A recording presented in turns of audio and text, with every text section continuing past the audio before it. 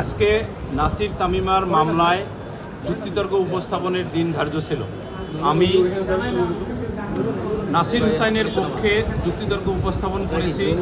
মূল যে গ্রাউন্ড বলেছি, অর্থাৎ নাসিরের বিপক্ষে যে দুইটি চার্জ গঠন করা হয়েছে, একটি চার্জ হলো তামিমাকে প্রলুব্ধ করার চার্জ, আরেকটি হলো বেবিচার করার চার্জ। এবং দুটো চার্জেই বলা হয়েছে বাদী অর্থাৎ রাকিবের 5 নম্বর সেক্টরের 13 নম্বর বাড়িতে এই প্রলুব্ধ করার ঘটনা এবং বেবিচার করার ঘটনা। কিন্তু বাদী তার জেরাতে অ্যাডমিট করেছেন, অর্থাৎ স্বীকার করেছেন যে তার বাড়িতে 14/2/2021 তারিখ রাত্রি 8 ঘটিকার সময় একাই ছিলেন, অর্থাৎ নাসির এবং তামিমা কোনোদিন ওই বাসায় ওই ঘটনাস্থলে যান নাই।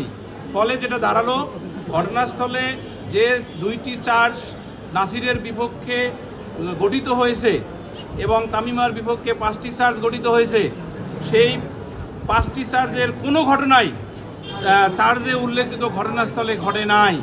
আর বাকি বিষয়, অন্যান্য যে বিষয়গুলো, তালাকের নোটিশ, তালাক বৈধ কিনা, এই ব্যাপারগুলো হলো, অর্থাৎ প্রসিকিউশন সাইডে যে বক্তব্য দিয়েছে তালাক বৈধ কিনা, তালাক নোটিশ জারি হয়েছে কিনা, এগুলো হলো সিভিল কোর্টের ম্যাটার।